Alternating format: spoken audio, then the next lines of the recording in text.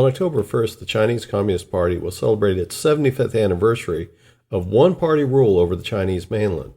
The Philippines, which has been in an ongoing dispute with China over territorial claims, sent messages of congratulations and well wishes to the Chinese leaders. Despite the well wishes, the issues in the West Philippine Sea are still tense as a new Philippine Coast Guard ship arrived in the Sabina Shoal and the Philippines announced the deployment of a U.S. missile system. Tensions in the regions continue to escalate, as evidenced by China's lackluster response to the Philippines' well wishes.